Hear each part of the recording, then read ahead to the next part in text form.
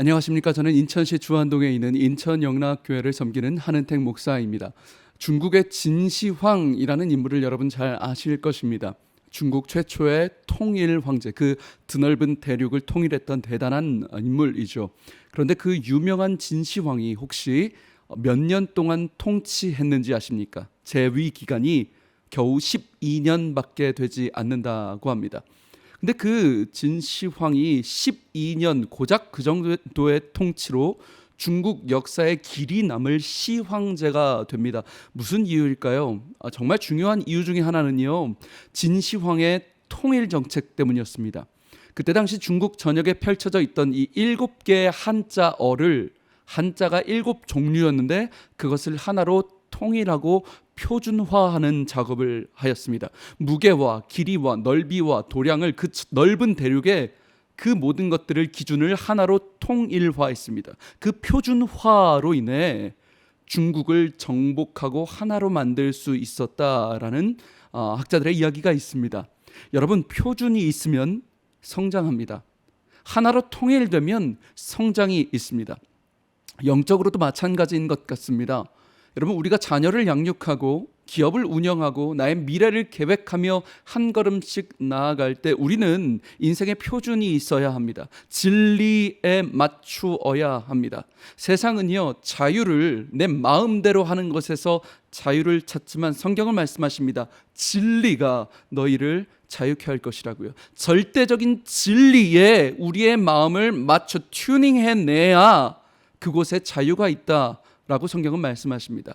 여러분, 예루살렘 교회에서 7명의 집사님을 뽑을 때 성경은 말씀하십니다. 성령과 지혜라는 기준을 가졌다라는 것이죠.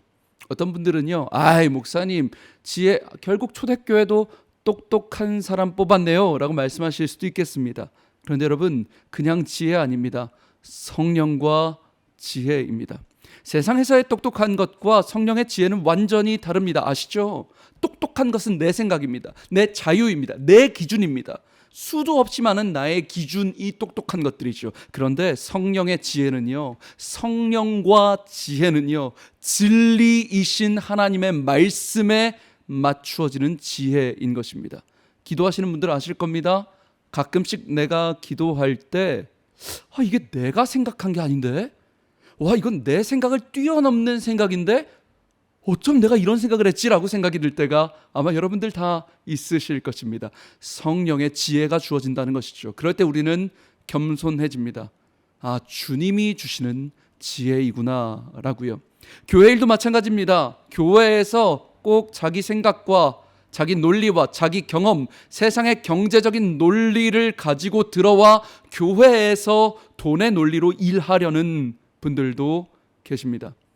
예전에 제가 다녔던 교회 어떤 집사님이 11조를 한 달에 1,000만 원씩 한답니다. 많이 하죠. 그런데 이 집사님 생각이 참 잘못됐었습니다. 내가 11조를 얼마 하는데 말이야, 나 없으면 이 교회 문 닫아 라고 공공연하게 말하고 다녔다라는 이야기를 들었습니다. 사랑하는 방송가족 여러분, 하나님의 지혜는, 하나님의 교회, 하나님의 나라는 세상의 지혜, 세상의 기준이 아닙니다. 절대 진리 되시는 진리가 우리를 성장케 하시고 자유케 하시는 줄 믿습니다. 여러분, 교회는 세상이 아닙니다. 우리 크리스찬은 세상의 방법, 세상의 지혜, 세상의 어떤 것이 아니라 성령의 지혜라는 선명한 표준에 맞춰질 때 우리 인생은 성장하는 것입니다. 교회는 그때 성장하는 것입니다.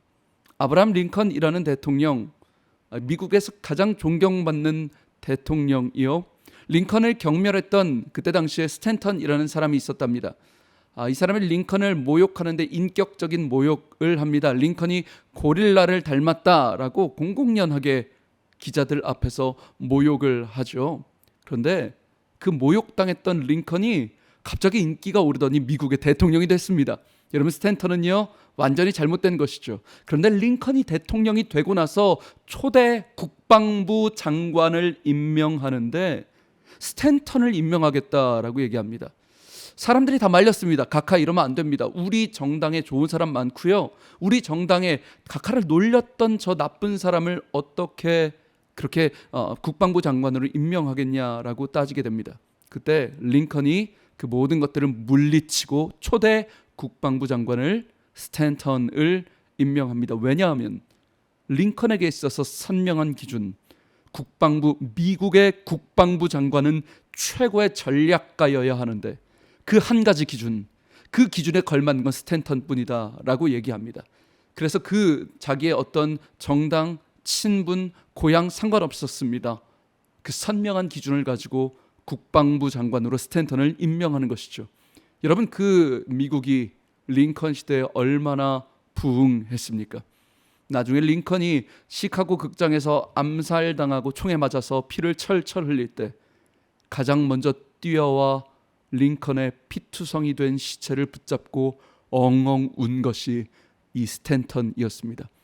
스탠턴은 링컨을 붙들고 소리치르면서 지금까지 우리 미국이 가졌던 통치자 중에 가장 위대한 자가 여기 있다며 울부짖고 슬퍼했다라고 하죠. 여러분, 오늘 우리 인생에, 우리 교회, 우리 민족의 가장 큰 문제는 무엇일까요? 선명한 표준이 없다라는 것입니다. 여러분, 자녀를 교육할 때 어떤 표준을 가지고 계십니까? 세상의 방법, 어떨 때는 세상의 방법, 어떨 때는 하나님의 방법, 왔다 갔다 하는 그 표준이 아니라 정말 절대적인 진리이신 말씀의 기준을 표준화하고 계십니까? 기업을 운영할 때, 사람을 만나고 나의 인생을 경영할 때 왔다 갔다 하는 기준이 아니야. 오직 선명한 진리이신 하나님의 말씀의 기준에 따라 살아가는 저와 여러분 되시길 주님의 이름으로 축복합니다. 지금까지 저는 예배에 목숨 거는 교회 인천영락교회 한은택 목사였습니다. 감사합니다.